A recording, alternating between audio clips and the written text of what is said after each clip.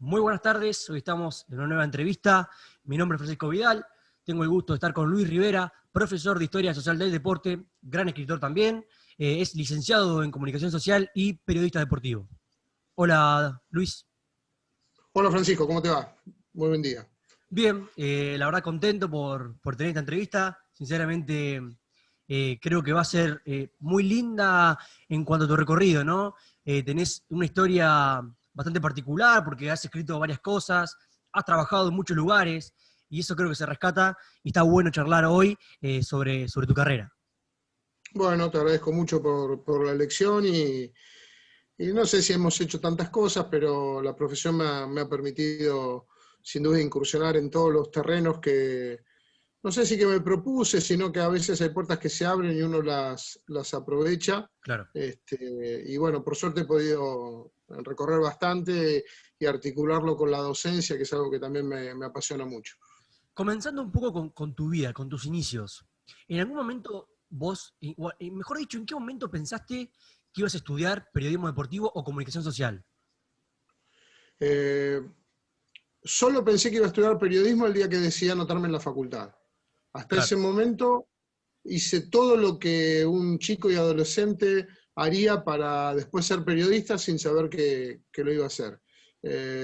¿Cómo Yo es me eso? crié, claro, yo me crié escuchando radio, básicamente. Yo Claro. soy un animal de radio, eh, vengo de una familia de clase media, media baja, donde muchas veces tuvimos carencias de todo tipo, con lo mínimo para subsistir, pero con carencias económicas importantes. Y en ese contexto lo que nunca faltó en mi casa fue la radio. Claro. Entonces era como mi conexión con el mundo, de quedarnos escuchando radio hasta muy tarde.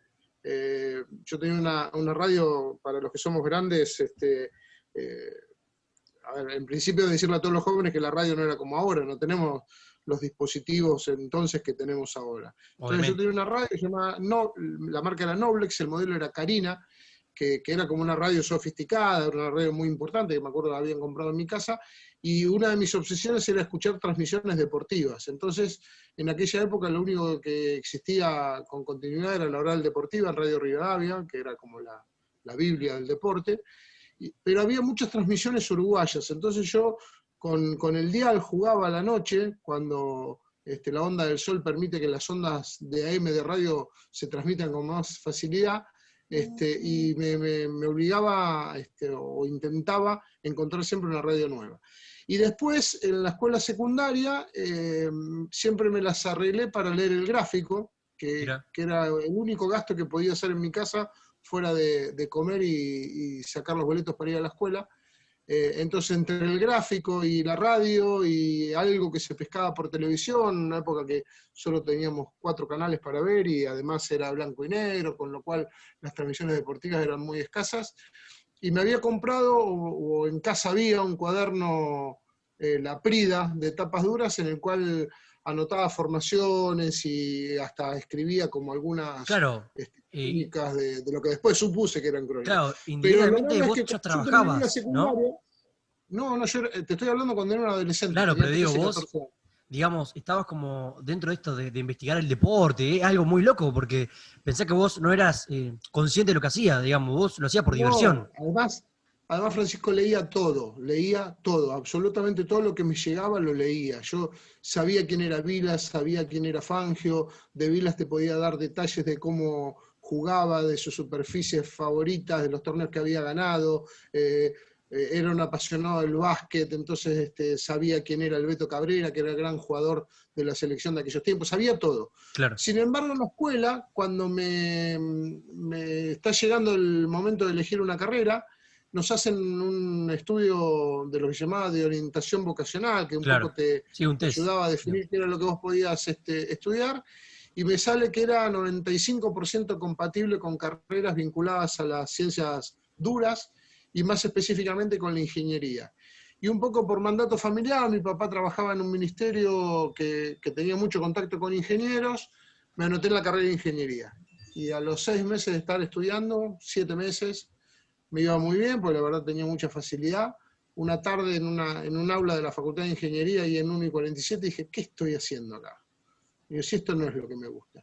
Y averigüé cuándo era la inscripción para la Facultad de Periodismo. Siempre en la facultad, en la universidad te puedes anotar en una sola carrera en cada año, puedes cursar varias, pero por año puedes elegir una sola. Claro. Y fui, averigüé todo, era en noviembre, así que cuando llegó el turno de los finales de diciembre de ese año, rendí las 5 materias que tenía el programa, aprobé todas, 3 de ellas con 10, y una noche cenando en mi casa, puse la libreta sobre la mesa, yo soy hijo único, Sí. y les dije a mi mamá y a mi papá que no estudiaba más, que no lo tomaran como un acto de responsabilidad. Les mostré la libreta, le digo, acá están todos los exámenes dados, pero esto no es lo que me gusta, le digo, y decidí que me voy a anotar en periodismo. Se hizo un silencio en mi casa tremendo, y mi papá me dijo, yo no te voy a prohibir nada, lo único que te digo es que te vas a cagar de hambre. Y mirá lo que son las paradojas, mi viejo, que murió hace 6 años, casi 7, fue el de los que más me acompañó en toda mi trayectoria periodística, y un día charlando, yo ya viviendo en mi casa, me dijo, al final no te cagaste de hambre, y haces lo que te gusta. Qué lindo, ¿no? Qué lindo esto, ¿no? Que tuviste la oportunidad de poder charlar, él ya te vio, cómo vos trascendiste tu carrera. Luego también de una opinión sobre él, sobre el periodismo deportivo, que todos, casi todos tienen. ¿Verdad? Yo, cuando arranqué a estudiar periodismo deportivo, también hay mucha gente que opina lo mismo, y no, pasaron muchos años, ¿no? De que vos arrancaste a estudiar periodismo deportivo y aún Bueno, sigue pensá, esa Francisco, que opinión. esto fue hace 35 años, Por así eso. que si ahora tenemos esa sensación, imagínate lo que era hace 35 años, Sí, y cuando como yo vos también. Sí, sí, sí, estoy hablando. una Claro, noche muy loco. de diciembre del 84, del 83 dije no estudió más. ¿Y tu mamá qué opinaba sobre que estudies periodismo deportivo? Mi vieja siempre me bancó, siempre me acompañó, su sueño era que yo estudiara, digamos. Claro, Yo soy el primer integrante de mi familia que llegó a la universidad. Ni mis viejos, ni mis tíos, ni mis abuelos, ni nadie para atrás pisó la universidad, el primero fui yo. Entonces ese era el gran sueño de mis viejos, así que estudiara cualquier cosa y en la universidad ya era, para ellos estaría cumplida. Y bueno, después, como siempre, ¿no? Se alegraron siempre cuando las cosas iban bien, cuando las puertas, como yo te dije, se abrieron, cuando tuve la suerte de hacer un trabajo que trascendía, cuando de alguna manera fui reconocido, y también porque hubo momentos que la cosa no fue tan linda, y hubo que remarla, y hubo que ponerle el pecho, y hubo que trabajar de lo que de otra cosa, porque el periodismo no daba para vivir, entonces también apoyar. Ahí en ese sentido tuve dos padres y sigo teniendo a mi vieja, por suerte todavía, que me han bancado en todo. claro. Sí, de fierro, digamos, del primer momento de que vos dijiste, Totalmente. esto no es lo mío, me quiero dedicar a esto porque creo que es lo que me gusta a mí, y bueno, mirá lo que lograste. Ahora vamos a entrar en detalle en tu carrera, y creo que lo mínimo que a mí me gustaría hacer es trabajar en los lugares donde vos trabajaste. O sea, como mi objetivo periodista, y estoy hablando de que yo recién arranco y no te conocía, y cuando empiezo a leer sobre vos, te convertiste en una especie de referente a la hora de hacer esta entrevista. Y por ahí es muy fuerte lo que estoy diciendo, porque vos no me conocés a mí, yo no te conozco a vos. Uh-huh. Pero con la carrera que tenés, ya te digo, es muy grata esta entrevista que estoy haciendo, porque a mí me gusta hacer este tipo de entrevistas, y saber sobre vos creo que es algo muy, muy lindo, ¿no? Y me gusta que te abras y que hable de esto. Y otra cosa que quiero saber es, cuando vos arrancaste en la Facultad de Periodismo, ¿qué objetivo tenías? ¿Tenías algún objetivo mientras que estudiabas? Sí, yo lo tuve claro el primer día que ingresé a la facultad, que fue en febrero del año 84. La facultad no tenía el edificio que tiene ahora, era el viejo edificio, ni siquiera éramos facultad, éramos Escuela Superior de Periodismo, y yo tenía claro que quería ser periodista deportivo. Sí, A mí no me interesaba otra cosa que no fuera la cobertura de cualquier disciplina deportiva. Y en esto siempre tuve una gran amplitud, porque no soy un cabeza de fulbito, digamos. El fútbol me apasiona, lo llevo en la sangre, es lo que siempre me movilizó, pero Todos los deportes me gustaron siempre, desde muy chico veía todo lo que podía, leía todo lo que podía, yo sabía de turismo carretera, pero no saber solo por tener acumulación de conocimientos, si no sabía, me metía, es decir, yo escuchaba las transmisiones radiales de Carburando, yo veía los partidos de Vilas cuando los pescaba en la televisión, me interesaba leer, si había algún libro sobre deporte en la biblioteca, lo buscaba y lo leía, y yo siempre tuve claro que quería ser periodista deportivo. ¿Y a qué crees que se Y debe también, esa relación con el deporte? no lo sé, no sé si lo podría explicar con palabras, me parece que todos tenemos una relación con el deporte muy fuerte, en mi caso la posibilidad a lo mejor de haberlo expresado desde tan chico, también jugué mucho, hasta que cuando tenía 13 años tuve una lesión muy grave de rodilla y no pude practicar más deporte, pero jugué al tenis de forma federada, en una época que nadie jugaba al tenis, jugué para el Club IPF de Ensenada, jugué al fútbol en las divisiones juveniles de gimnasia, jugué al básquet en el Club Platense de La Plata, hasta que me rompí, no pude hacer más nada, y creo que un poco esa conexión con el deporte la mantuve a través de la lectura, de escuchar, de mirar y Claro. después de la profesión, ¿no? Digamos que al no poder practicarlo, o sea, tu relación se basaba en mirar, leer y estudiar el deporte. Es probable, pero también calculo que de poder haberlo practicado, no sé, supongo que no hubiese llegado a ninguna instancia importante en materia deportiva, porque tampoco era. Jugaba bien al fútbol, la verdad jugaba bastante bien al fútbol, pero no creo que me hubiese llegado la A oportunidad de destacarte, jugar digamos. profesionalmente. Claro. No me veo en eso. Pero aún creo que si me hubiese tocado en una instancia menor, esto del periodismo lo hubiese sentido. Porque empecé a escribir de muy chico. Entonces eso me da la sensación que yo a los 13 años ya hacía crónicas deportivas, ya hacía notas de opinión. Claro. Sin saberlo, digamos. ¿Cómo? Sin saber que eran crónicas o notas de opinión. No tenía ni la menor idea de lo que estaba escribiendo. Tenía ganas de escribir y escribía. Qué loco, sí. No sé, me deja sin palabra esto, ¿no? De decir, yo escribía estas cosas a los 13 años sin saber lo que estaba escribiendo. No tengo ni idea. Claro, Había, en la revista del gráfico había 3 personas que escribían de manera magnífica. Uno firmaba con el seudónimo de Robinson, y después supimos con el tiempo que era Ernesto Cherquisvialo, ya. que hacía crónicas de boxeo y de fútbol con una riqueza extraordinaria. Después había un señor que se llamaba Luis Hernández, que hacía las crónicas de tenis, y después estaba Juvenal, que era el que hacía las crónicas de fútbol. 3 escribas maravillosos.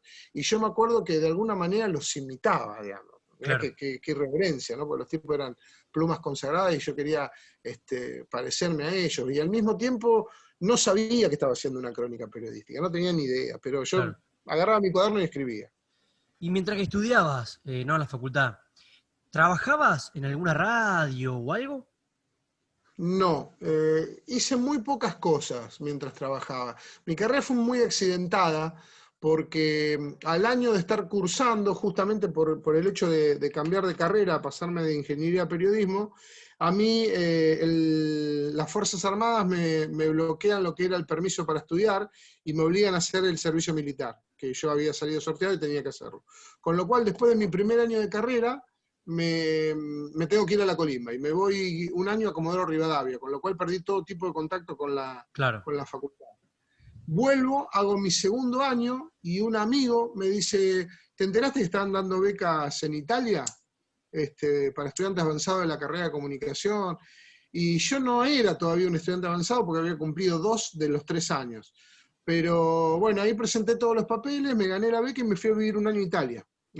Con una beca de estudio, con lo cual recién ahí tuve alguna primera aproximación que dentro de la beca me permitieron hacer algunas crónicas en diarios de Florencia sobre todo, y ahí tuve la posibilidad de empezar a experimentar. Pero cuando volví para terminar mi carrera, lo poco que había para trabajar en ese momento, había muy pocos medios en La Plata, no era la proliferación de medios que había hoy, me apareció la posibilidad de empezar a trabajar de otras cosas y aportar un mango que en mi casa se precisaba.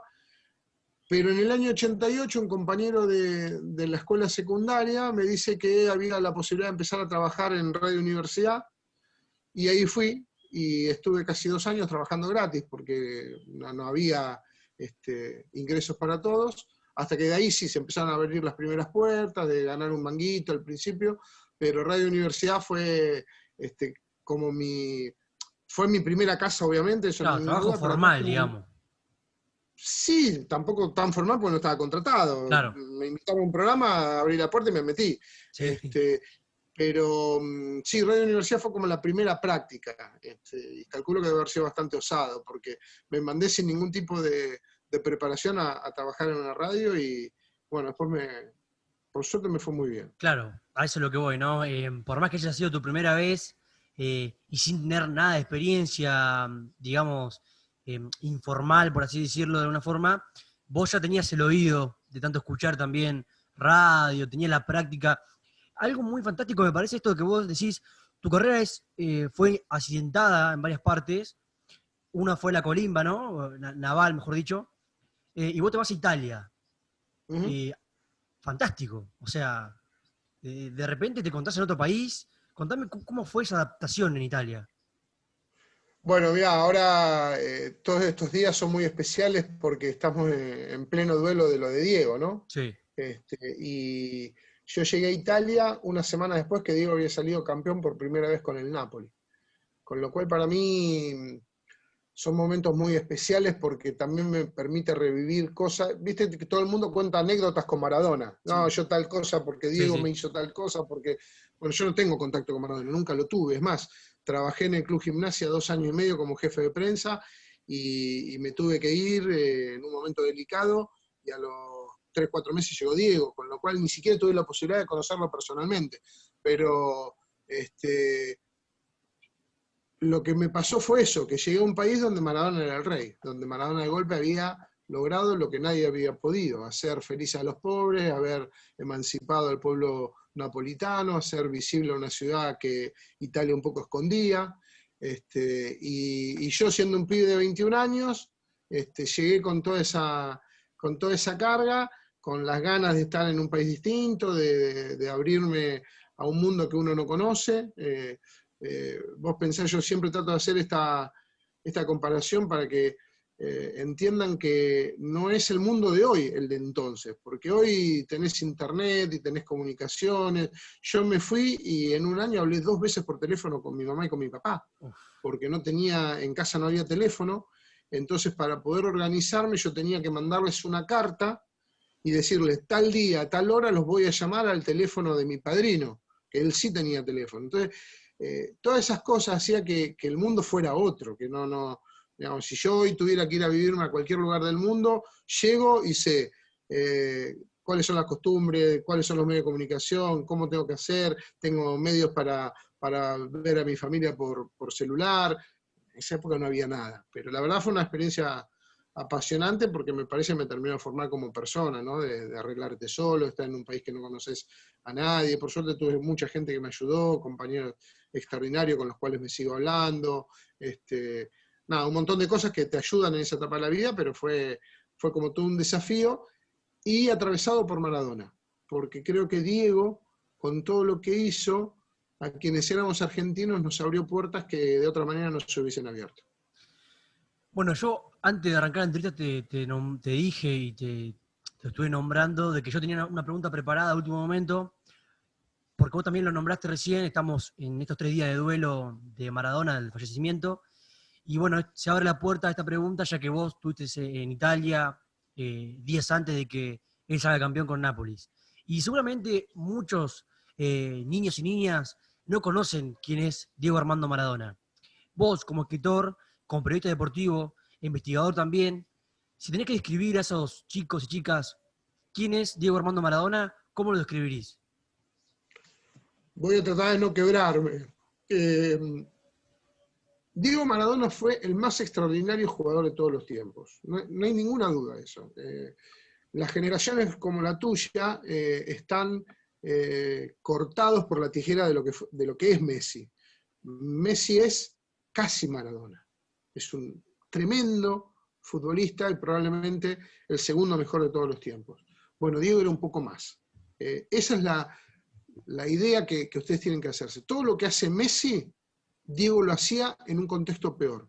¿Por qué en un contexto peor?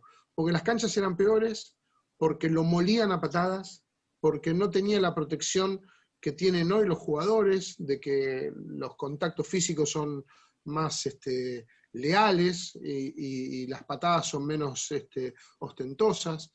Entonces Diego fue el más extraordinario jugador de fútbol que dio la tierra.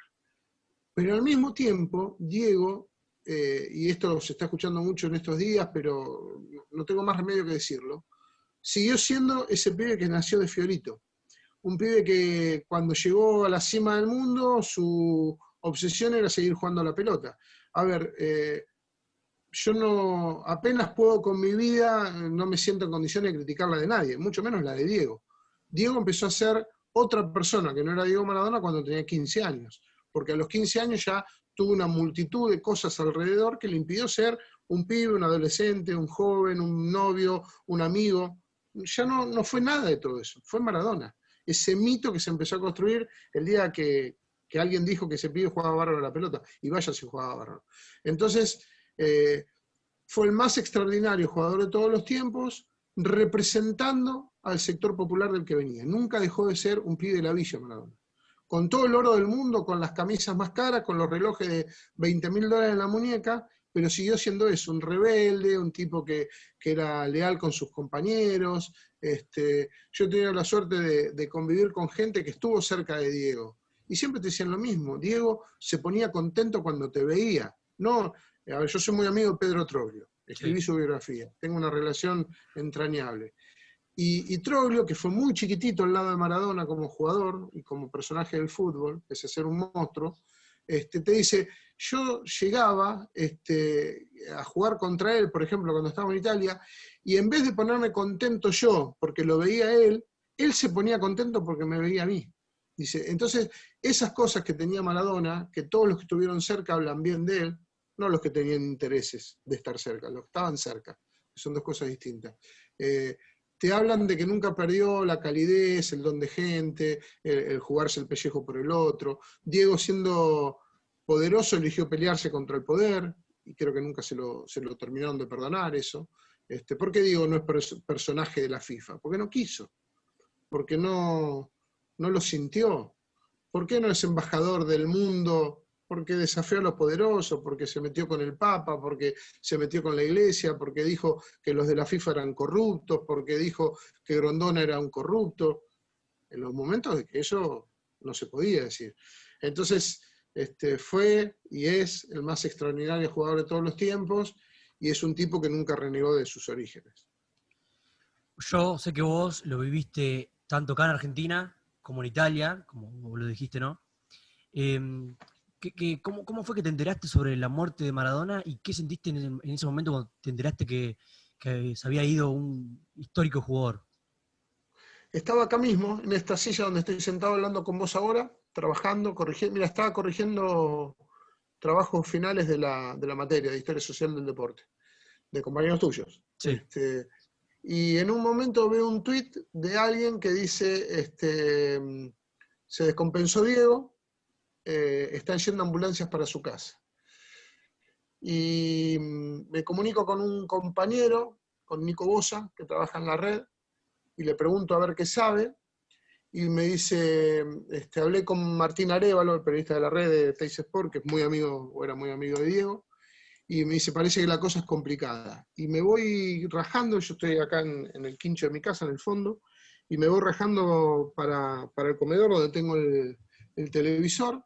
Le comento a mi señora, los dos somos muy maradonianos, Diego nos ha atravesado, y le digo, me parece que la cosa está complicada. Y pongo América, prendí el televisor y estaba puesto en América, no sé por qué, habrá quedado del día anterior. Y veo que Luis Ventura, el periodista, dice, Maradona sufrió un infarto, y empiezo a desesperarme porque veo que la cosa no era una noticia más, no era una fake, no era un tiro al aire de algún periodista. Y empiezo a hacer zapping casi desesperado, pongo la radio para escuchar a Víctor Hugo, tenía una radio en el celular, leía los tweets, nada, enloquecido. Y en un momento pongo otra vez América y tengo el ojo muy entrenado para para el off the record. Tengo el ojo muy entrenado para lo que pasa detrás de cámaras. Y veo un gesto de Guillermo Andino, que estaba conduciendo el programa, que estaba como quebrado. Enseguida la enfocan a Pia Show, la otra compañera que está, y veo que empiezan a dar vueltas, y le dije a mi señora, se murió Diego. Me dice, no, estás loco, se murió Diego. Le digo, esas caras son de los que tienen el dato y todavía no lo pueden dar porque necesitan chequear semejante información. Y pongo crónica, ¿por qué pongo crónica? Porque lo mismo me pasó el día que se murió Néstor Kirchner. Yo estaba en mi casa esperando que me censaran, y Víctor Hugo en su programa de radio dice, estamos chequeando un dato muy importante, y yo dije, se murió. Cuando los periodistas empiezan a dar vuelta de esta manera, cuando empezamos a dar vuelta, porque sabemos lo que tenemos que decir y no sabemos cómo decirlo. Y me acuerdo que puse crónica, y aquel 27 de octubre de 2010, crónica pone, murió Néstor Kirchner. Y tuve la tentación de creer que estaba viviendo lo mismo. Y puse crónica, y a los 10 segundos había puesto crónica, primicia de Crónica TV, placa negra, y le dije a Rosana, mi señora, le digo, ¿viste que te dije? Y pusieron, murió Diego Maradona. Esta maldita habilidad que desarrollé para entender las cosas que pasan cuando todavía no están pasando. Y bueno, así me enteré y de inmediato me quebré. Nada. Yo lo puse y me quiero porque es muy importante, ¿no? Está bien, Lo sí. puse en un tuit hace poco, hace unas horas. Siento que con Diego se murió el adolescente que fui, el que escuchaba los partidos del En Boca, el que se reía de las cosas que hacían Argentinos Juniors, y que todo ese adolescente que vivió escribiendo cosas y escuchando, y viendo los goles del Napoli como podíamos cuando los pasaban, se murió cuando se murió Diego. Es así. Claro, y además yo entiendo porque yo también tengo a mi papá, que tiene tu edad también, y pasa esto, ¿no? A esta generación lo choca mucho, porque esa generación era algo que era inevitable, escuchar de Diego, leer de Diego o hablar de Diego. Eh, y bueno, esta pérdida se lamenta un montón. Yo no lo vi jugar, pero a mí cuando yo lo veo se me pone la piel de gallina. Y estoy viendo una Ujú. grabación, no estoy viendo en vivo. Siempre aparecen anécdotas con Diego, ¿no? Yo no tuve una anécdota con Diego, no lo conocí, nunca lo toqué, nunca me saqué una foto, no sé si lo hubiese querido o sí, no me importa. Me parece extraordinaria la frase de Fontana Rosa cuando le preguntaron algo respecto a Diego, ¿no? De su vida. Y me dijo, mira, con la sabiduría que tenía el negro Fontana Rosa, dijo, yo no sé qué habrá hecho Maradona con su vida, sí sé lo que hizo con la mía. Y me parece que a toda nuestra generación nos hizo eso. Pero yo siempre cuento esto. Yo cuando me voy a vivir a Italia, me dan una beca y dentro de la beca me dan el pasaje. Y siempre cuando vos vas a estudiar, te mandan, si pudieran en micro, te mandan en micro. Bueno, como no podían mandarme en micro a Europa, me mandaron en avión. Pero me mandaron en avión que hizo Buenos Aires, San Pablo, tuve 3 horas en San Pablo, de ahí me mandaron a Lisboa, estuve 3 horas en Lisboa, de ahí me mandaron a Copenhague, en Dinamarca, me tuvieron un día en Copenhague, de ahí me mandaron a Moscú, y de Moscú finalmente llegué a Roma, que era mi destino. Pero lo notable es esto, cuando yo llego a Dinamarca, a Copenhague, me tenía que quedar, yo llegué como a las 4 de la tarde, me tenía que quedar hasta el otro día a las 10 de la mañana. Me dieron un voucher para estar en un hotel, y no me dieron más nada, ni plata para comer, nada. Y me acuerdo, mirá lo que son las cosas de la vida, mi vieja, que todavía estábamos en una situación económica bastante apretada, en el aeropuerto de Ezeiza, llorando porque me iba un año, hijo único, me iba a Claro, vivir a sí, sí, Italia, sí. me agarra la mano y me dice, Tomás, cuídalo y gastalo en lo que necesites. Y me da un billete de $10. $10. Entonces, me acuerdo que llego a Copenhague y digo, bueno, con esto por lo menos voy a poder comer. Entonces, me voy a dar una vuelta por la ciudad, me pierdo en un momento, casi no hablaba inglés, 3 o 4 palabras, y en un momento me empiezo a perder, no sé cómo volver al hotel, y encuentro un señor que hablaba algo de italiano, que yo ya había aprendido un poco, entonces me dice que si soy italiano, y yo no, soy argentino, año 87, y me dice, Maradona. Sí. Entonces le digo, sí, Maradona es el más grande, no sé qué cosa le debo haber dicho. Y me dice, bueno, espera. Y me dice, espera acá. Entonces el tipo agarra, porque yo me acuerdo que le digo que estoy perdido y que necesito algún lugar para comer barato, porque yo no tenía plata. Yo no quería gastar los $10 que me había dado mi mamá.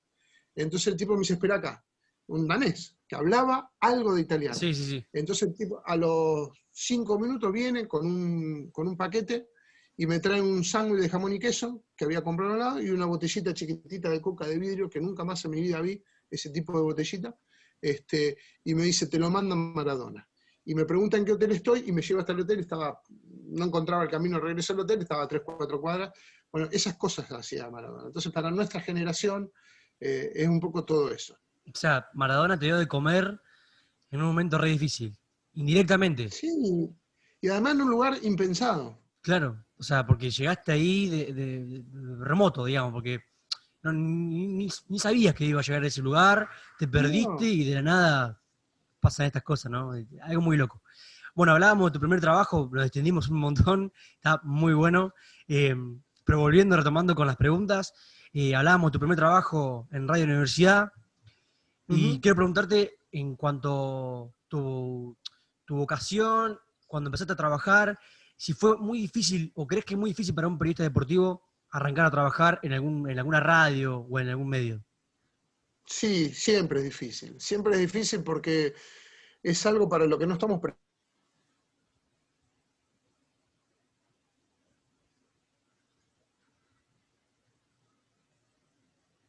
pero al mismo tiempo lo está. Entonces, yo sentía que no estaba preparado, pero sentía que nadie me iba a quitar esa posibilidad. Sentía que ese lugarcito que me habían dado, me acuerdo que me hicieron una prueba en la cocina de Radio Universidad, porque en ese momento no había un lugar donde poder estar charlando. Y me preguntaron a ver qué sabía de básquet, yo me encantaba mucho el básquet, qué sabía de tenis, y sobre todo qué sabía de rugby, porque lo que se necesitaba en esa tira, que se llamaba Eco Deportivo, un programa emblemático de Radio Universidad, era alguien que aportara un poco de la información de rugby. Y yo me acuerdo de rugby, sabía, la verdad, poco y nada. Lo que sabía era que algunos compañeros míos de la escuela secundaria habían ido a jugar. Y había leído algunas crónicas de los Pumas. La verdad, eso era todo lo que sabía. Claro, Y me acuerdo que yo creo que es un poco esto innato de tener facilidad de palabra y de saber desenvolverse ante situaciones complicadas. Empecé a hablar de rugby como si fuera, no sé, hoy el cronista de ESPN, que es el lugar donde más rugby se consume. Y me acuerdo que yo dije, yo sé de rugby porque nadie me va a sacar esta oportunidad. Entonces, siempre mi mensaje, y tengo la chance de trabajar con muchos estudiantes que inician su carrera, es la misma, digamos. Nos tenemos que preparar, no podemos no estudiar, no podemos no aprovechar las herramientas que nos da la facultad. Entender que al mismo tiempo es un escenario complejo, donde hay muchos que quieren ocupar un lugar que a lo mejor es solo para uno, y que dependen mucho de uno. Yo creo que, no creo en la meritocracia, no creo que uno todo lo lo logra por uno mismo, sino que lo logra por el contexto social en el que vive. Yo soy un pibe de barrio humilde, de familia pobre, y llegué a ser profesional porque la universidad es gratuita, entonces no dependió de mí. Si la universidad no hubiese sido gratuita, yo no hubiese llegado. Pero sí, esa dificultad se vence con la preparación, con el estudio y con algo que para mí es fundamental, que es la pasión. Cuando uno bien, le pone pasión a lo que le gusta, todo es un poco más fácil. bien, perfecto. Entrando ya un poco más a tu experiencia laboral, que trabajaste en Radio Universidad, en Radio Capital, en La Redonda, en Dodo Uno. ¿Cómo describirías tu experiencia en estas distintas emisoras? A ver, en Radio Universidad fue la juventud, las ganas de llegar, las ganas de progresar. Es como el equipo que por primera vez te pone en primera. Seguramente el más imperfecto como trabajo periodístico, porque no tenía experiencia, no estaba formado del todo, porque tenía que hacer mi propio camino. Radio Capital fue como el primer gran desafío, el primer contrato, que me contrataran para trabajar pago. y empezar a transmitir fútbol con continuidad, como comentarista, como vestuarista. Fue una escuela de enseñanza, de aprendizaje constante. Después La Redonda fue como jugar en Boca, o en River, o en Gimnasia, o en Estudiantes, porque fue una radio que muy rápidamente prendió muy fuerte en la gente en La Plata y uno sentía como que estaba todo el tiempo siendo mirado, siendo observado. Y al mismo tiempo fue un poco la etapa de la madurez, ¿no? Donde uno ya siente que después de un camino recorrido tiene por hacer un trabajo que sabe cómo hacerlo. Y la 221 fue un reencuentro con una persona que nos habíamos enemistado y que me pidió que fuéramos a trabajar. Y fue un lapso también para bancar una radio que estaba naciendo y que generosamente abrió las puertas para que yo trabajara y que coincidió con otro momento muy especial de mi vida, porque yo estaba preparando el libro que era la biografía de Pedro Troglio, que acá atrás tengo el póster del libro. Mirá. Yo estaba trabajando en eso. Buena foto. Y Gimnasia estaba transitando el camino del regreso a primera con Pedro de la mano. Y bueno, eso me permitió también juntar las dos cosas y de alguna manera hacerle sostén a Pedro, con el que ya había hecho una relación que trascendía lo profesional y que, nada, me permitió eso. Pero sí, la radio, si vos me preguntaras, yo siempre me desempeñé más en el campo de la gráfica porque era lo que me daba de comer, ¿no? Yo rápidamente en el diario El Día me contrataron, me pagaron un sueldo que para mí me permitía bancar mi vida. Entonces eso me daba de comer y era importante. Pero si vos me preguntás, ¿qué harías ahora que estoy medio como pegando la vuelta? Y yo haría un programa de radio. Porque entonces la radio sigue manteniendo la magia esa del encuentro Sí, con el esa que no esencia. ves. Esa esencia. Sí, pero para mí es la esencia del periodismo. Más allá que te digo, toda mi vida viví de la gráfica. Sí. ¿Y qué fue lo más extraño que te pasó en un programa de radio? Oh, tantas cosas. En la época de Radio Universidad tenemos un querido locutor, Roberto Larraya, que nos ha hecho de todo. Una de las cosas que nos hacía, por ejemplo, era que cuando teníamos algún papel, en esa época no existían las computadoras, todo venía, había una máquina que se llamaba la teletipo que escupía los cables eran hojas de Sí. papel, donde venía impresa, redactada la noticia. Entonces cuando vos tenías que leer la formación de River para el domingo, buscabas ahí, había alguien que los cortaba y los ordenaba, los cables, entonces buscabas el de River y te lo llevabas al estudio para leer. Y el flaco Larraya, que era un loquito extraordinario, una de las cosas que nos hacía cuando estábamos con los papeles era prenderlos fuego. Con un encendedor te los prendía a fuego, entonces eso te obligaba a sostener el aire, a improvisar. Alguna vez también, haciendo algún comentario, entró con el matafuego, entonces nos bañó de espuma mientras estábamos al aire y había que sostener el aire y había que hacer de cuenta que no pasaba nada. Increíble. Sí, cosas así que te forman, que te educan. Y después, como cosa rara y extraordinaria, fue en el año 90, creo que fue 91, 92, me parece que fue en el 91, matan en un hecho policial al Loco Fierro, que era el líder de la barra brava de Gimnasia, y nosotros estábamos dando la noticia de todo lo que había pasado, fue una conmoción para la ciudad, personaje muy, muy controversial, pero muy popular al mismo tiempo, y estábamos dando la noticia y un compañero dice algo así como, bueno, pero después de todo mataron a un delincuente, así que no hay que hacer tanta historia. Y se ve que eso llegó a los oídos de la barra brava de Gimnasia. Nosotros hacíamos dos programas, uno a la 1 de la tarde y el otro a las 7 de la tarde, y a las 6:30 de la tarde me dice el director, está la barra brava de Gimnasia abajo, vienen a romper toda la radio, hagamos algo porque nos matan a todos. Así que arrancamos el programa, yo bajé, les pedí por favor que no hicieran ninguna locura. Yo tenía 25 años. Tampoco era que me la bancaba tanto. Sí. Pero como yo en la radio cubría gimnasia y algunos me conocían de verme en los entrenamientos o en la cancha o cuando viajábamos, nada, resulté como una cara más o menos conocida para ellos, entonces empezamos a hablar, efectivamente la cosa estaba muy, muy brava, en un momento parecía que rompían todo en serio, que no había vuelta atrás con eso. Y me acuerdo, le digo, bueno, lo único que les pido es esto, que me dejen, se acercaba la hora del programa, digo, que me dejen abrir el programa, yo bajo y les doy un derecho a réplica. Ustedes pueden decir en el programa lo que quieran. No, los vamos a matar a todos, qué sé yo, les vamos a romper todo, porque ustedes hablaron mal del loco, ¿eh? Y yo les digo, bueno, digo, yo subo, hablo 2 minutos por radio, digo que están ustedes acá, que quieren hablar, y bajo y lo arreglamos. No. Y subí y hice eso. 7º piso estaba la radio. Me acuerdo que mientras subía en el ascensor dije, ¿por dónde me escapo? ¿Qué hago? Sí, ¿Cómo salgo además, vivo de acá? claro, no podés salir por ninguna parte, estaban todos ahí en la puerta. No. Había una sola puerta en el edificio. Claro, sí. Y además yo ya había puesto la cara con los tipos. Y me acuerdo que, ni me acuerdo qué dije, la verdad no me acuerdo qué dije. Hablé 2 minutos, conté lo que pasaba, bajé y hablé con el hermano de Fierro, le dije, mira, creo que se llamaba Antonio, si no me olvido. Le digo, Antonio, subí conmigo y decí lo que vos quieras del Loco Fierro. Nadie te va a decir nada. Bueno, me dice. Y subimos los dos en el ascensor. Imagínate, Sí. un ascensor de 1 por 1, donde entraban nada más que 3 personas. Y yo tratando de que fuera lo menos cruento posible todo eso.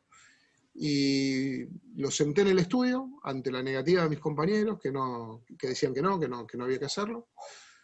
Y le dije al aire, tampoco me acuerdo qué dije, y empezó a hablar, y en un momento la cosa se puso tensa, y en un momento se aflojó, y empezó a hablar, y me terminó agradeciendo el espacio para poder hablar del hermano, y cuando nos estamos yendo le digo, yo te acompaño. Mis compañeros se quedaron con el programa, y yo lo acompaño hasta abajo, y cuando vamos en el ascensor me dice, se salvaron de que los rompiéramos a todos, porque nosotros los veníamos a romper, la radio y a ustedes. Así que son cosas que el Qué fuerte, periodismo... ¿no? Sí, re fuerte. Fuerte, muy fuerte. Porque además, en un contexto también durísimo, ellos venían de seguir a un líder que fallecía por mano de la policía Sí, viste. y que además para ellos para algunos podía ser un delincuente, para otros podía ser un barra brava inadaptado, pero para ellos era su líder y su amigo. Claro. Entonces, ellos lo razonaban con esa lógica. Después, mucho tiempo después, mi tesis para recibirme en la facultad fue estudiar el fenómeno de barra brava y la relación con el periodismo. Un poco seguramente asentado en aquello que me había pasado muchos años antes. Bien. Trabajaste como subjefe deportivo en el Diario de La Plata, el Diario del Día. Sí. Exactamente, ¿en qué se basaba tu trabajo? Coordinar toda la actividad del día a día junto con el jefe. Había 2 días que yo estaba a cargo, cuando el jefe estaba de franco, de licencia, me tocaba a mí hacerme cargo. La tarea de un editor o de un jefe en una sección es ir acumulando toda la información del día e ir planificando cómo la vas a plantar en las páginas o en un suplemento. Me acuerdo que en ese momento nosotros arrancamos con los suplementos, que hasta ese momento no existían en el Diario El Día, 92, 93 por ahí. Y nada, y después es un poco la responsabilidad de todo lo que se publica, ¿no? De convencer a los periodistas que trabajan con vos de cuál es el eje por donde vas, no decirles qué es lo que van a poner, porque eso no sucede, pero sí por lo menos enfocar, guiar, poner una guía, poner una dirección por la cual vas a ir, seleccionar los temas más importantes, elegir las fotos, muchas veces ayudar a los periodistas para un título que tenga más significado, más impronta, más gancho, más punch, elegir la foto de tapa, que siempre es un tema, no sé, por decirte, también que el acontecimiento es demasiado trascendente, pero la muerte de Maradona, y hay 10.000 fotos, ¿y cuál elegís para la tapa? Bueno, eso, ¿cómo titulás? ¿Y qué ponés? ¿Y cuántas notas haces? Y, bueno, un poco ese es el eje del día a día, ¿no? Claro, sí, o sea, es un trabajo muy duro del día a día. manejando a todos los otros periodistas, ¿no? Vos manejás,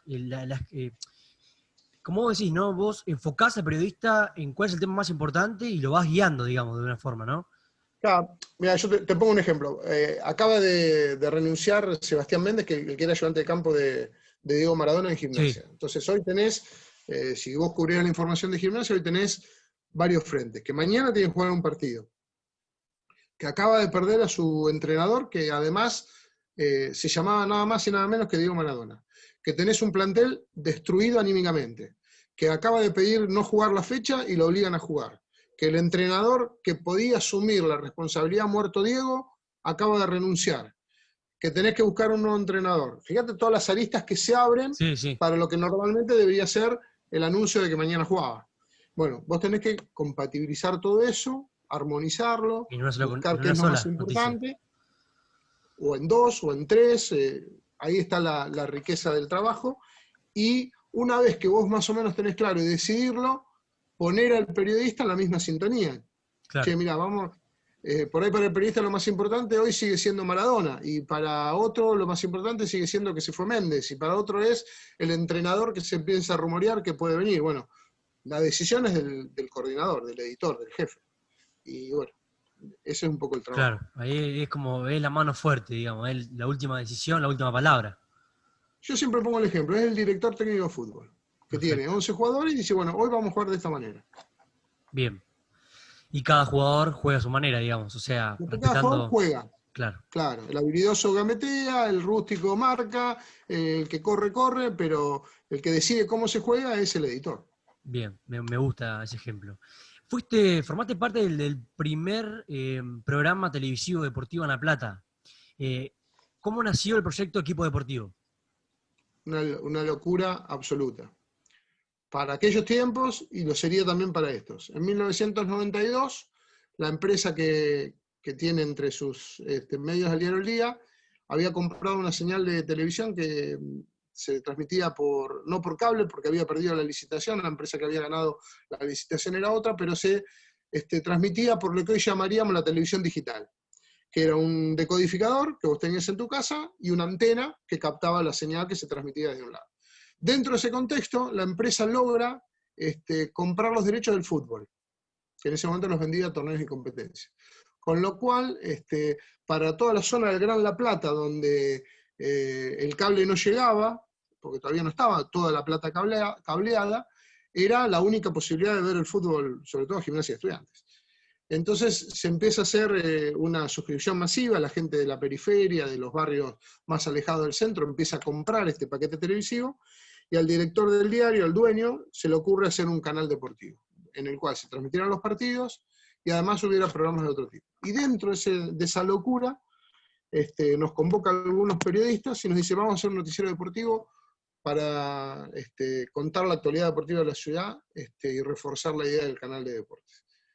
Y en 2 meses, menos, sin haber tenido ningún tipo de experiencia televisiva, sin saber lo que era hacer un programa en vivo, ni nada por el estilo, empezamos a salir en vivo todos los días, de lunes a viernes, de 8 a 9 de la noche, contando todo lo que había pasado en el mundo del deporte, principalmente platense, pero también local, nacional y mundial, y empezamos a hacer un noticiero deportivo, el primer noticiero deportivo en la televisión de La Plata, con pocos recursos, con poca capacidad, con muchas ganas, y la verdad que fue una de esas locuras que si vos me preguntás, ¿la volverías a hacer? No sé si me atrae tanto trabajar en televisión, pero en ese momento era una locura linda y la hicimos, y entonces yo por ejemplo trabajaba todos los días como loco en el diario hasta las 8 menos cuarto, me sacaba la ropa que tenía y me llevaba una percha, una camisa, un saco y una corbata y me ponía eso y me vestía de periodista de televisión a las 8 menos 5, a las 8 decían aire, hacíamos el noticiero y a las 9 me iba de nuevo al diario, me sacaba el traje de periodista de televisión y me vestía con la ropa que tenía antes y me ponía a cerrar el diario, digamos. Esas locuras que solo la juventud te permite, ¿no? Cuando uno ya se va poniendo más grande, esas cosas las piensa y cuando las piensa por ahí no las hace. Claro, bueno, eh, sinceramente es algo muy lindo esto, charlarlo. Hay mucha diferencia en trabajar en radio, en televisión y también en diario, y creo que vos tenías la misma personalidad, pero modificada para cada ámbito, ¿no? Porque vos en la radio hay gestos que no podés hacer, ¿no? ¿Cómo te manejabas en ese ámbito? Yo sentía en la radio que estaba en el living de mi casa. Yo sentía en la radio que podía... Y eso que no tengo una voz muy radial, no fui beneficiado con una voz que te da sensación de presencia en radio. Pero yo Claro, sentía en radio que tenía facilidad para hablar y para transmitir. Creo que eso siempre fue creo que por eso también soy docente, porque siento que cuando hablo puedo transmitir algo. Y la radio era eso, era como estar en malla, en el fondo de tu casa, tirado en una reposera, tomando sol, y que de golpe te decimos, vamos a hacer radio, dale, vamos. claro, y hablando de lo que te gusta, digamos. Y hablando de lo que te gusta, además, por supuesto. La tele no, la tele es otra cosa, la tele es la imagen, es el afeitarte, no te olvides de planchar la camisa, que es algo que a mí ya no me gusta tanto. La tele lo que tiene es un enorme poder de llegada, la imagen es impactante, pero al mismo tiempo nos adoctrina, ¿no? Nos hace... Vos fíjate que ahora ESPN está tratando de desacartonar un poco, pero fíjate que los programas de televisión son todos paneles, saco, corbata, habla uno, habla el otro. Bueno, hay algunos de mis programas que estos de Chimento de Deporte que se pelean todo el tiempo y que nadie se escucha, no me Sí, gustan, no. creo que no aportan nada. Pero los programas más o menos bien armados de televisión no salen de esa estructura. Una escenografía de panel, en media luna o enfrentados o lo que sea, pero mucho acartonamiento. Y a mí Claro, eso en la radio no tiene. Y la gráfica, el diario, lo que tiene es el enorme tiempo de laburo. Vos entras a las 2, 3 de la tarde y no te vas hasta las 11 de la noche, y cuando te fuiste, llegaste a tu casa, te diste un baño, cenaste, dormiste, y el otro día te levantás para volver a ir a hacer la misma rutina, porque no tenés la posibilidad en un diario de estoy una hora, como en la radio, y termina y te vas. Qué sé yo, muchas veces me ha pasado de decirle a mi esposa, bueno, hoy a las 10 preparar la cena, que estoy en casa porque no va a pasar nada, y explotó un quilombo, y llamás y che, no quedarte ahí, llego, y quedarte en a vez de estar a manejar, las 9:30 sentado en tu casa cenando, llegaste a la 1 de la mañana. claro. Este, Es Claro, o así, el sea, diario tiene un esa sacrificio dinámica de más, digamos, esclavitud que no lo tenemos nosotros. un sacrificio más, digamos, te pide Sí, el sí, medio siempre. gráfico. Bien, vamos a ir con una pregunta que quizás es media polémica, vos me podés decir que sí, con un simple sí o no, yo estoy contento. Vos trabajaste en medios digitales, en radios, en periódicos, en la TV. Yo quiero preguntarte si alguna vez te obligaron o vos fuiste o viste o te obligaron a manipular algún tipo de información. Sí, sí, sí, claramente. Por una cuestión de respeto y de decoro, no voy a decir dónde, pero Perfecto. alguna vez me pidieron que escribiera lo que yo sabía que no era verdad. Y yo tenía dos caminos, negarme o aceptar. Y la vida me puso en un camino intermedio, que fue tener que publicarlo, pero no hacerme cargo de eso. Por lo tanto, yo dije que de ninguna manera yo me iba a hacer cargo de eso, que ni mi firma, ni mi responsabilidad, ni nada. Una contienda de poder que muchas veces los medios de comunicación libran. Hoy cada vez más. Hoy asistimos a un espacio donde los medios no te cuentan la verdad, sino te cuentan lo que te quieren contar. Que antes no era tan así. Siempre fue un poco así, pero no tan así. Hoy la cosa está muy extrapolada. La pelea Clarín-Kirchnerismo nos mostró lo peor del periodismo del 2008 para acá, y todavía estamos en una sintonía de la que no podemos salir. Hoy hay medios que están hablando de los errores del gobierno, el velorio de Diego, y no están respetando que Diego todavía está tibio, digamos. Déjalo para dentro de 10 días, y después si querés peleate políticamente. Pero hoy el mayor ídolo popular de la Argentina, uno de los mayores ídolos populares de la historia de la humanidad, todavía se está pagando, y están metidos en esa pelea. Pero bueno, sí, me tocó y no quise hacer, me obligaron a hacerlo, y lo que dije, bueno, no me voy a ser responsable ni lo voy a firmar. Y ese mismo día decidí que la primera oportunidad que tuviera para encontrar otro trabajo me iba a ir, y así lo hice. Perfecto. Bueno, hablamos de esto, ¿no? De tu etapa laboral en todos los medios, en todo tipo de medios. ¿Y cómo llegaste a ser jefe de Gimnasia y Esgrima de La Plata, ¿no? Jefe de prensa. Por un amigo que me convocó cuando Gabriel Pellegrino, el actual presidente, empezaba su campaña política para ser presidente. Yo había tenido algunos contactos con él como periodista, que nos habían invitado su primera incursión allá por 2007 a conocer su propuesta, y me parecía que era un tipo pujante, piola, y creo que lo sigue siendo, más allá de algunas diferencias que hemos tenido. Y me convocan a trabajar, y con un poco de temor, porque me decían, vos sos periodista, a lo mejor no querés identificarte con Gimnasia, y yo me acuerdo que les dije, no, yo no tengo ningún problema, digo, esto es trabajo, y mientras el trabajo sea honesto y claro, no tengo ningún problema. Y bueno, un amigo en ese momento me vinculó, me propusieron si quería trabajar en toda la parte de comunicación, y después de pensarlo bastante, me acuerdo estuve como 2 o 3 días para contestar, pues yo sabía que significaba de alguna manera mi salida de los medios de comunicación, que era difícil que después que vos ocupás un rol institucional en una ciudad como esta, que está dividida en dos, sos de estudiante o sos de gimnasia, Sí. tener credibilidad volviendo a los medios de comunicación después de haber sido la voz de uno de los dos clubes me iba a costar mucho, y bueno, después de pensarlo mucho, dije que sí. Y la verdad que no me arrepiento, fue una experiencia maravillosa, creo que hay mucho para hacer en el mundo de la comunicación institucional, creo que los clubes tienen que tener cada vez más departamentos de comunicación profesionales, integrados por periodistas deportivos, diseñadores, reporteros gráficos, gente de los multimedia, y creo que nosotros estamos preparando por primera vez en mucho tiempo a nuestros estudiantes en la facultad para esos desafíos. Y la verdad que fue una experiencia apasionante, porque me tocó trabajar con gente muy, muy piola, después me tocó trabajar un año con un amigo como Pedro, que las vueltas de la vida hicieron que cuando yo estaba como jefe de prensa, él volviera como entrenador, entonces fue trabajar en un ambiente de mucha distensión. Me permitió conocer a un tipo fantástico como Mariano Soso, el que hoy es entrenador de San Lorenzo, un tipo de una calidez humana y de una capacidad de trabajo y técnica notable. Yo creo que Mariano Soso va a ser uno de los grandes entrenadores de la Argentina, en cuanto logre la madurez que necesita como entrenador. No cumplió 40 años todavía.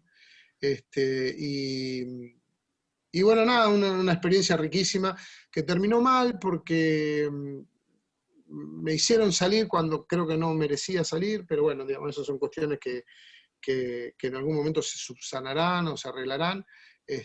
Había mucho por hacer todavía, y me hicieron a mí responsable de algo que no era. Cuando las cosas salen mal, el que las comunica no es el que las hace mal, es solamente el que las comunica. Entonces, eso no se fue capaz de entender, y yo decidí dar un paso al costado, de manera irrevocable, pese a que me pidieron otra cosa, y bueno, yo sentí que había que hacer eso, que cuando...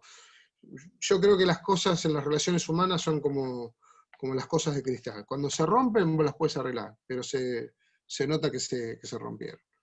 Claro, que queda como es un poco tocado, ¿no? Ese tema, en el sentido, igual la relación con Gimnasia y no va a cambiar nunca, digamos, es como un No, club no, no. que vos Además estoy trabajaste, tuviste un pase bueno, digamos. eternamente agradecido con el club y con los que me llevaron. A ver, las personas con las que yo siento que se rompió algo fueron al mismo tiempo las que me abrieron la puerta para ir a trabajar. Por lo tanto, no soy ingrato y soy eternamente agradecido, y sobre todo con el club, que me permitió trabajar con una libertad absoluta, y aprender a trabajar, pues yo no tenía experiencia en el campo institucional. Entonces, eso me permite hoy como docente saber que hay que preparar a nuestros estudiantes para ese campo.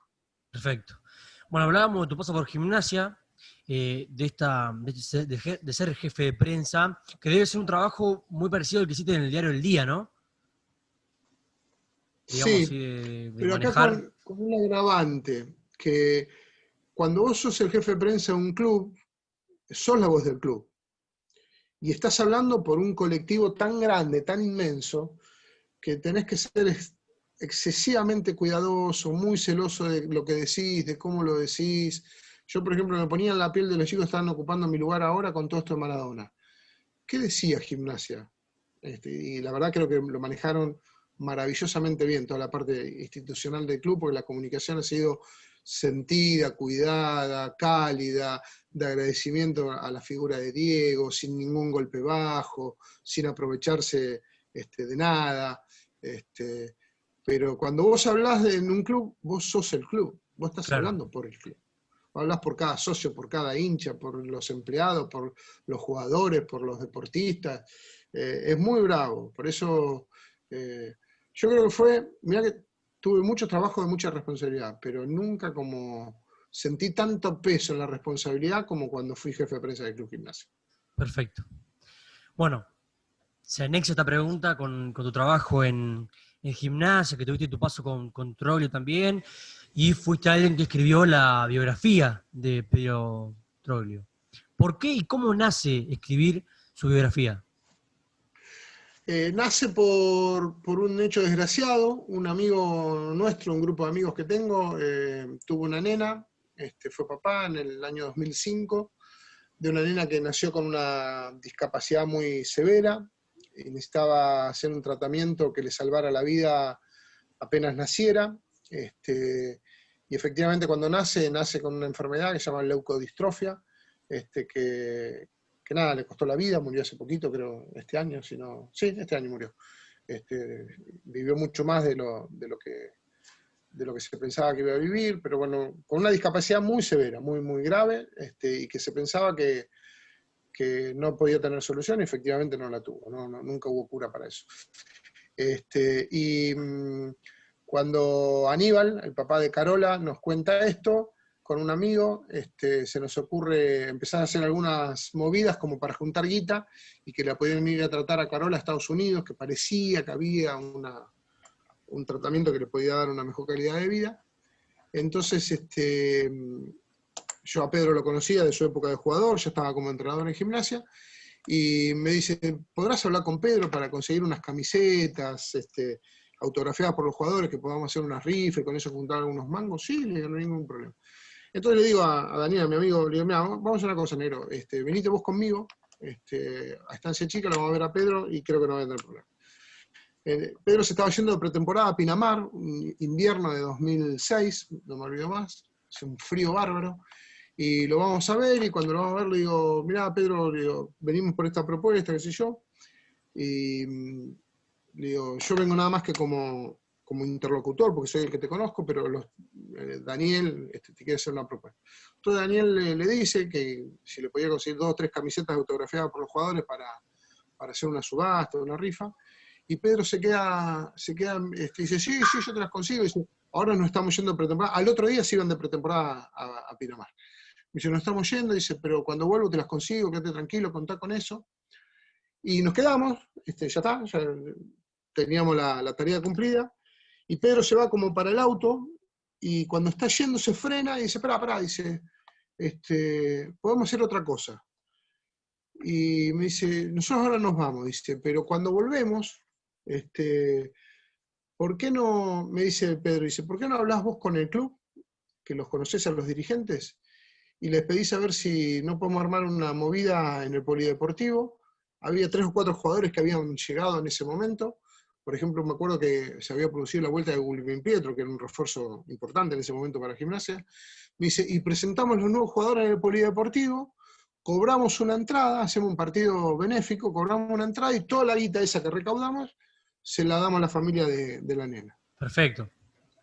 Se nos vino el mundo abajo a nosotros, porque era mucho más de lo que habíamos ido a buscar. Sí, hoy. Entonces, ahí encontré un costado solidario, humano, de Pedro, que yo no conocía hasta ese momento yo el que conocía era al personaje futbolístico, y Pedro venía de salir subcampeón con Gimnasia, de hacer una campaña extraordinaria, y se me prendió una lamparita, digo, esto hay que contarlo. Dice, yo, esto de todo el tiempo estar tratando de contar cosas, digo, esto lo tengo que contar. Digo, esto no.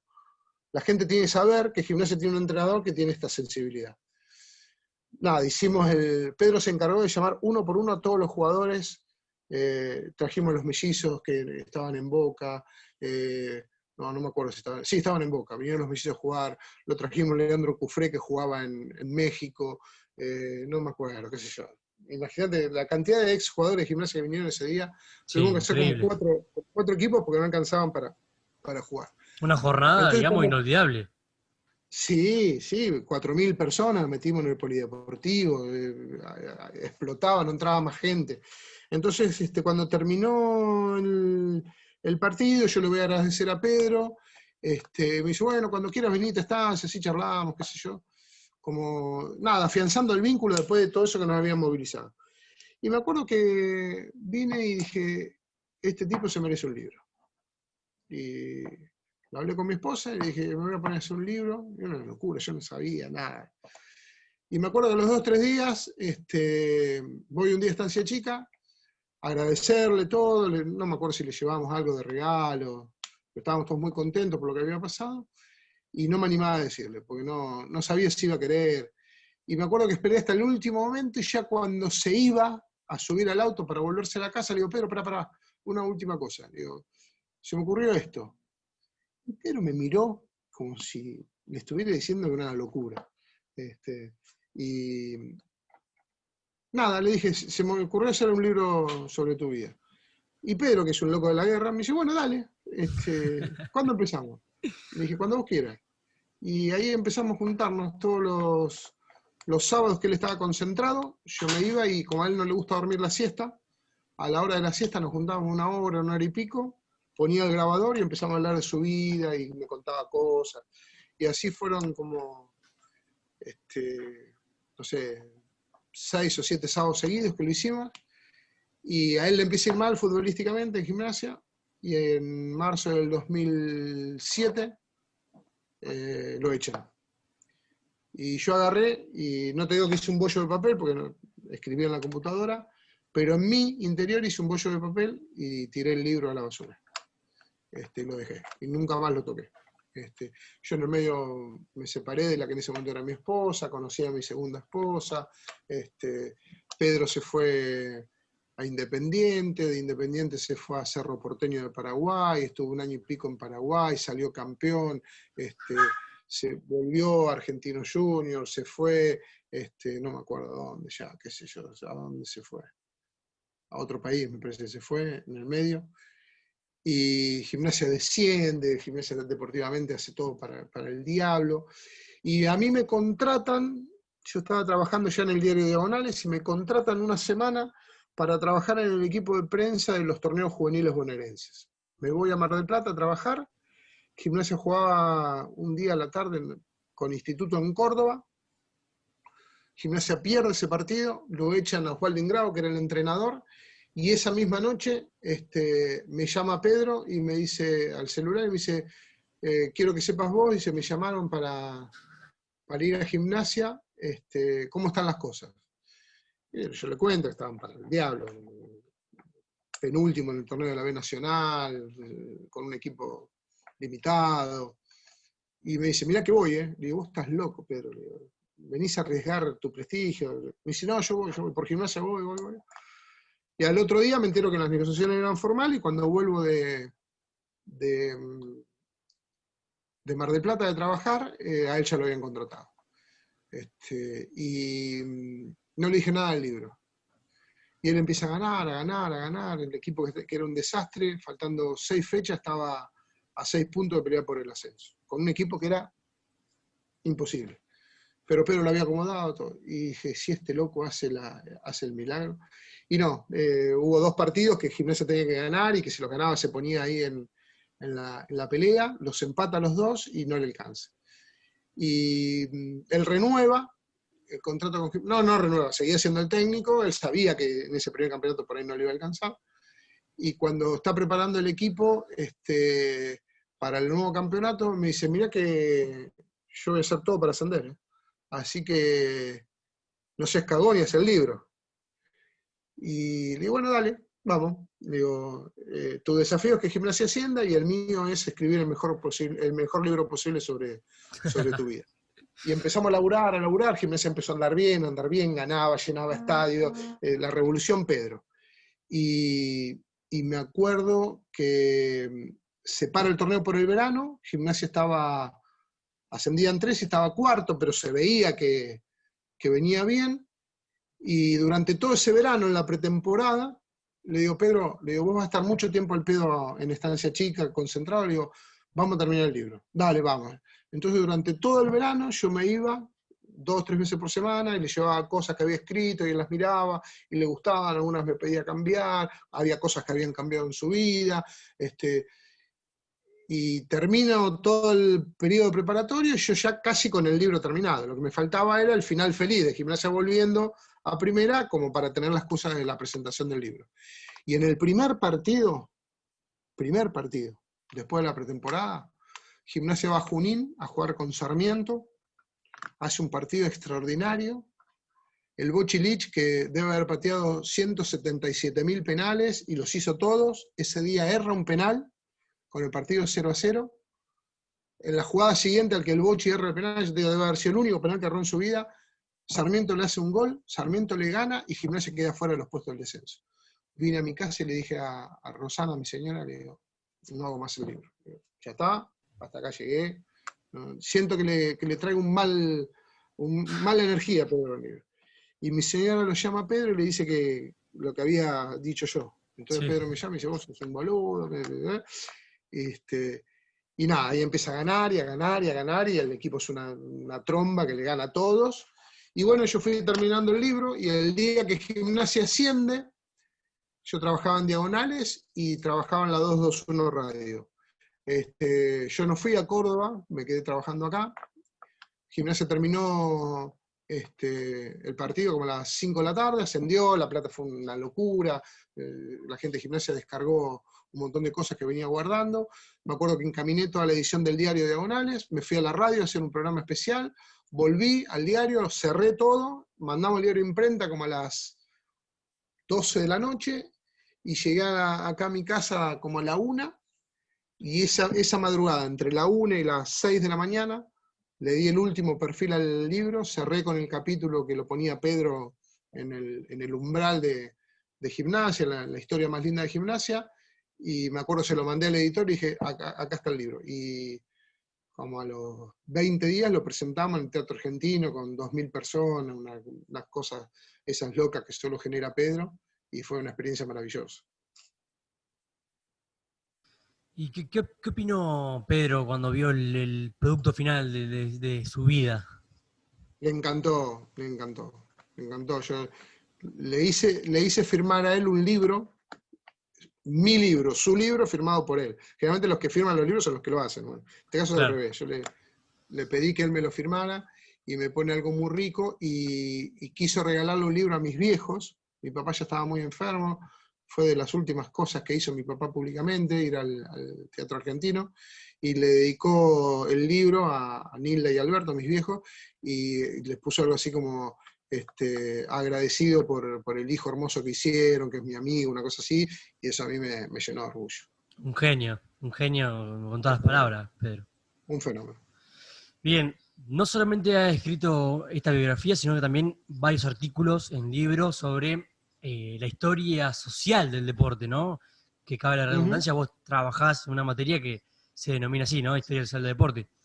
Eh, Sí, en los últimos años estoy como más alejado de los medios de comunicación, siempre hago algo, pero ya no tengo formalidad con nadie, y me dediqué a la docencia. Soy docente en la facultad, tanto en la carrera de periodismo deportivo como en uno de los posgrados, y eso me ha permitido ponerme a estudiar y a producir documentos académicos, bueno, y muchas cosas que están vinculadas al deporte social, con Daniel Samaglione, que es el titular de mi cátedra y que es mi amigo de toda la vida.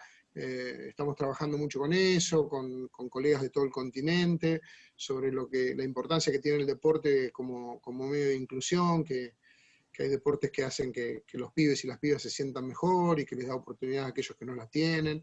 Así que bueno, estamos trabajando mucho en eso. ¿Y cuál es la mayor problemática que has encontrado en tu investigación en cuanto a la inclusión o en el ámbito deportivo, ¿no? Social?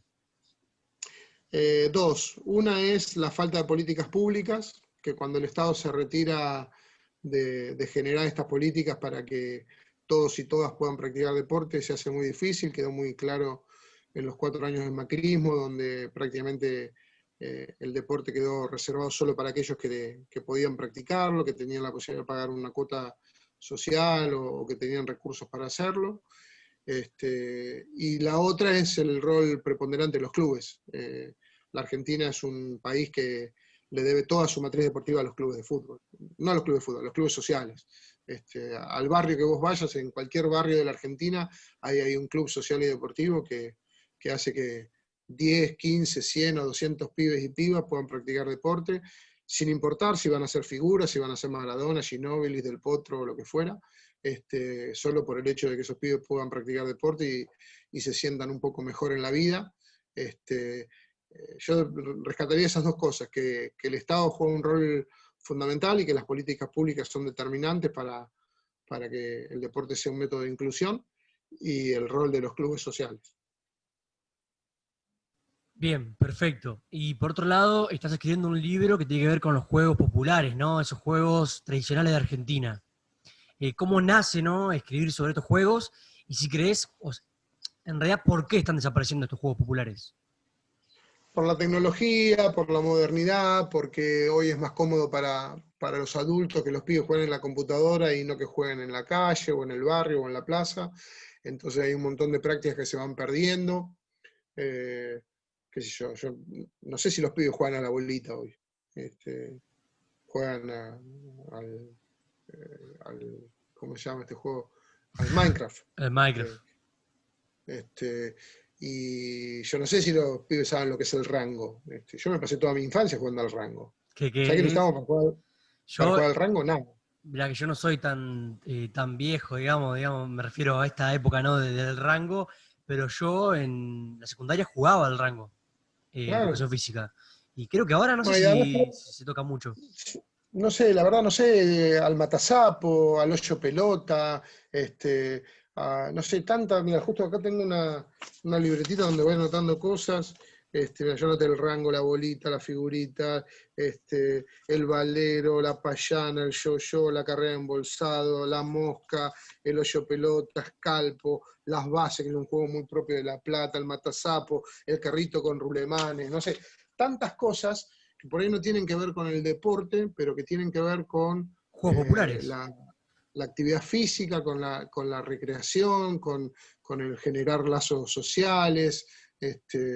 Y bueno, que de alguna manera estoy tratando de recrearlos y de poder poner en palabra eso que hay una generación entera por ahí ni conoce. Perfecto. Vamos a entrar en otra zona ya terminando con la entrevista, más que nada que es con tu lado de profesor también, que hace varios años que estás trabajando en la facultad.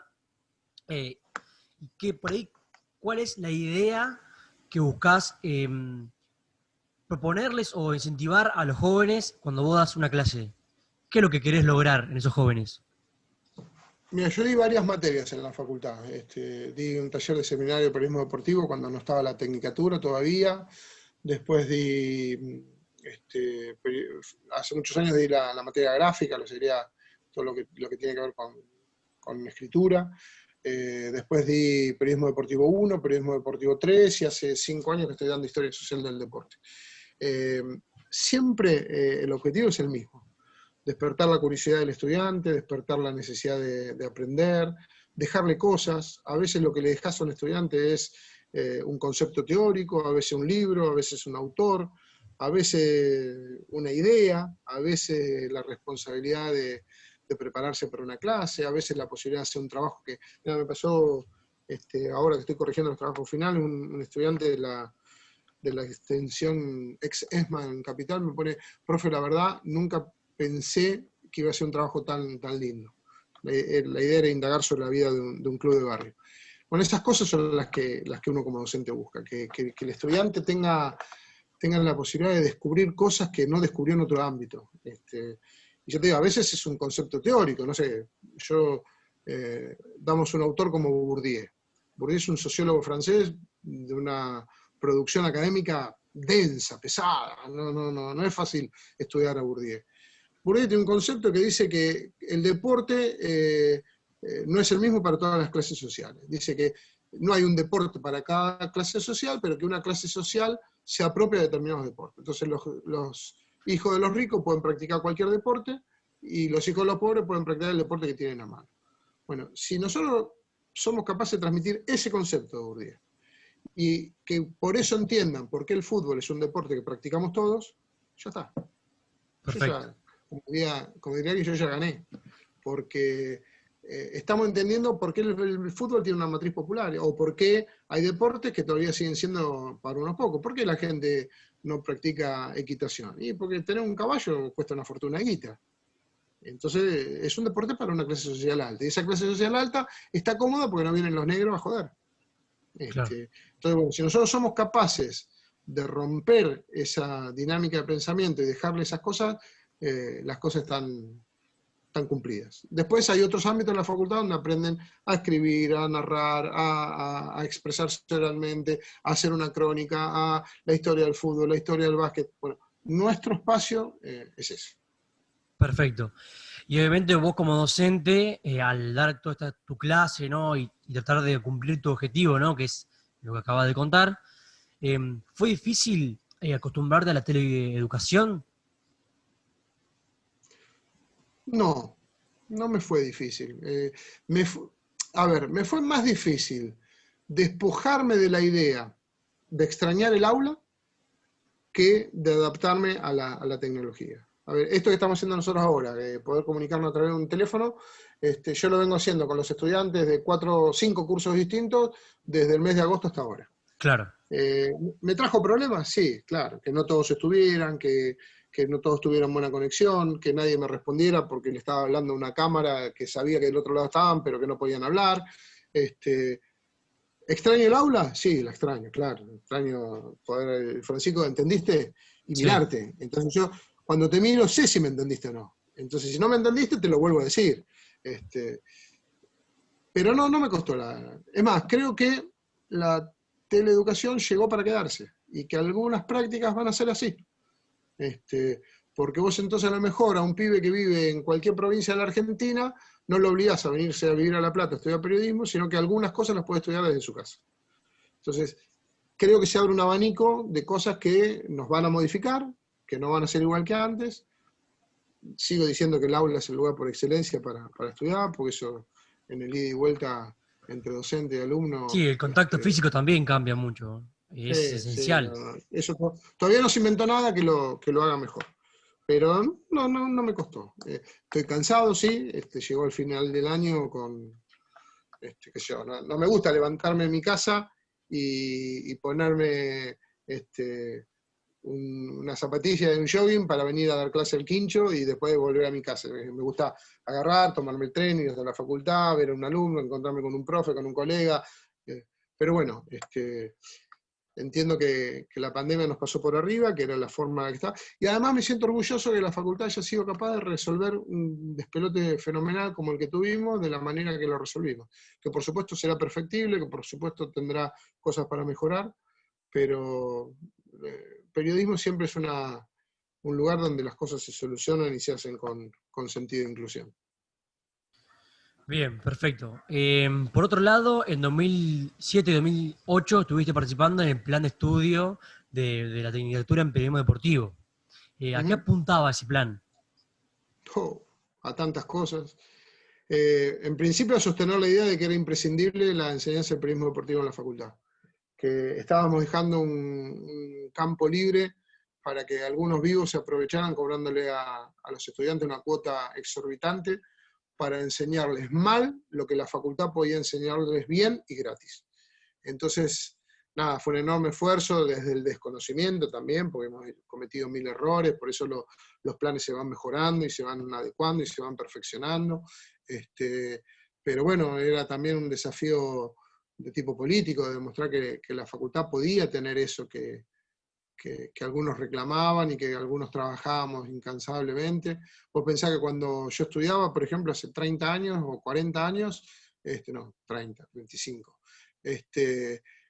muchos profesores no nos dejaban escribir sobre deportes. Y no, acá no se escribe de deportes, se escribe de política, de economía, de mundo, porque era como una categoría subalterna al periodismo deportivo.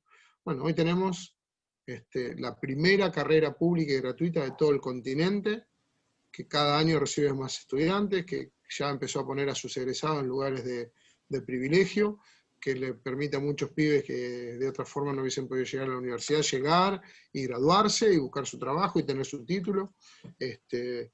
Y bueno, haber sido parte de ese proceso también es nada más que un orgullo, digamos, no es ninguna medalla que me cuelgo, pero Perfecto. sí la satisfacción de decir, bueno, puse mi granito de arena para que esto fuera realidad. ¿Y crees que ese objetivo al cual ustedes apuntaron se cumplió? Largamente, largamente. No tengo todos los números de la facultad, pero la carrera de periodismo deportivo todos los años o mantuvo o incrementó la cantidad de ingresantes que llegaban a la facultad. Bueno, Con lo cual, este año fue uno de los más años donde recibió muchos alumnos de periodismo deportivo, ¿no? Si no me equivoco. sí, no solo eso, sino que además, veo que me están haciendo señas para irme a almorzar, así que Sí, ya terminamos, ¿no? por eso, Quedan dos por eso miro preguntas. miro para afuera. Perfecto. Pero no solo fue la carrera que más ingresantes tuvo, sino que además empezamos a hacer una carrera que tiene muchos egresados, que es el otro desafío, porque ingresar puede ingresar mucho, pero si Sí. después se te van a los 2 meses la mitad y algo no está bien. El orgullo, la satisfacción que tenemos es que muchos pibes y pibas ingresan a la facultad, Y se egresan. quedan el tiempo que se tienen que quedar y egresan. Y todavía muchos más siguen la licenciatura. Y eso que Pegan hoy estamos en la un año muy tecnicatura. complicado. Bueno, este ni hablar. Este año creo que no está en ningún tipo de discusión porque nos pasó por arriba la pandemia. Entonces, Sí, los números no sé cuáles serán, pero todo lo de este año habrá que ser analizado de una manera especial. Pero hasta que la vida fue normal, nosotros teníamos cada vez más estudiantes, cada vez más egresados y cada vez más estudiantes que terminaban la tecnicatura y querían seguir estudiando otra cosa en la facultad. perfecto. Últimas dos preguntas de esta increíble Vale. entrevista. Primero, ¿cuáles son tus objetivos a corto y a largo plazo? Oh. Bueno, mi objetivo a corto plazo es terminar un libro del que no puedo decir más nada que no No, sí, sea que estoy perfecto. trabajando sobre la biografía de un personaje importantísimo del fútbol argentino y que ojalá la pueda terminar cuanto antes. Creo que el verano va a ser un momento Clave. de terminar de escribir. Y a largo plazo poder ser útil con los estudiantes que de alguna manera me toca ayudar, digamos.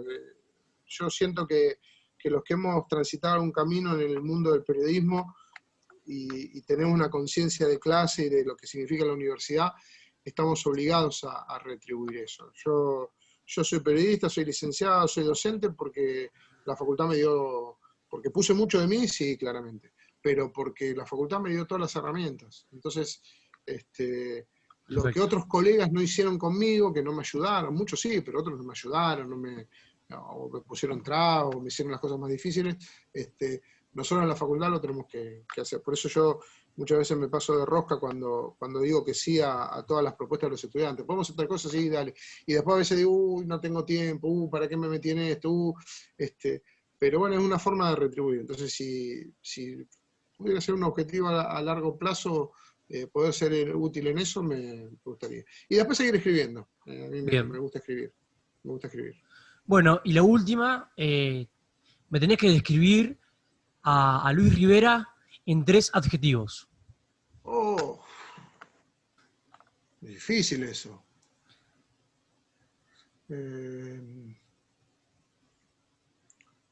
¿Los tengo que describir, los tengo que desarrollar, los tengo que decir Si nada más? tenés ganas, sí.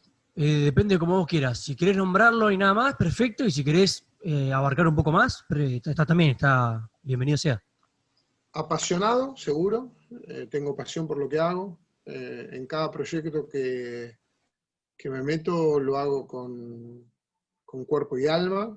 Cuando hablo de cuerpo, hablo de cuerpo. De no cuidarme, de no descansar, de no hacer cosas que debería hacer más por mí que por el proyecto por el que tengo.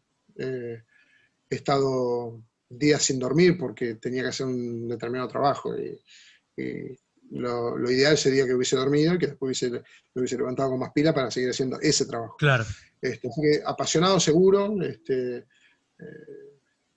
siento un tipo apasionado. Creo que soy un tipo noble, Por ahí podés encontrar algún tipo, alguna persona que diga que le fallé en algo, pero seguramente fue porque no tuve tiempo de mostrarle que no era así.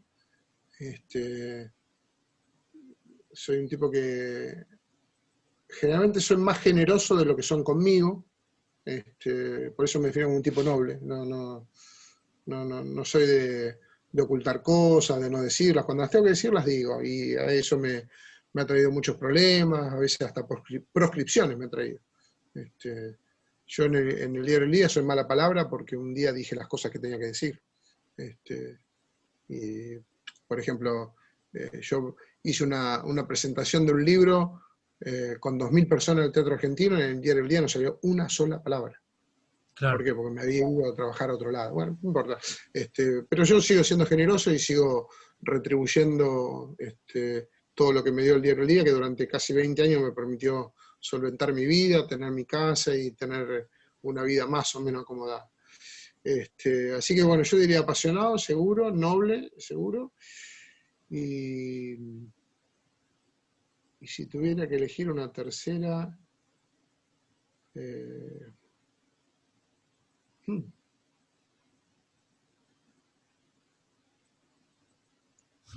Es difícil igual, ¿no? amigable, ¿Cómo? amigable. Soy un tipo amigo de mis amigos. Bien, me gusta. Soy un tipo sociable, que me gusta estar con la gente, pero sobre todo me gusta ser amigo de mis amigos, los Bien. que pasan una determinada barrera, un determinado umbral y que son mis amigos y que comparten mis momentos íntimos. Yo siento que soy muy amigo de mis amigos. Perfecto, Luis. Increíble, la verdad. Creo que, no sé, yo la pasé muy bien. Creo que hablamos de casi todo. Obviamente no entramos en muchos detalles, pero en lo general creo que estuvimos bien. No sé qué te pareció a vos, pero bueno, muchas gracias por No, darme esta entrevista. te agradezco mucho, muy, muy profunda, muy linda, sos muy... No pierdas esta calidez para las entrevistas porque es fundamental en el laburo profesional. Me sentí muy cómodo y lo único que te pido, cuando puedas, que me la mandes. Perfecto. Sí, ¿Eh? está grabada, así que No para mí, pero seguramente para algunos de los que están alrededor mío que les va a gustar sí, verla. quizás la suba a YouTube, así que te voy a pasar. Dale, dale. Así que bueno, muchas gracias. Nos estaremos No, viendo. gracias a vos por elegirme, por el tiempo y espero que te sea útil. Hasta luego. Chau, chau.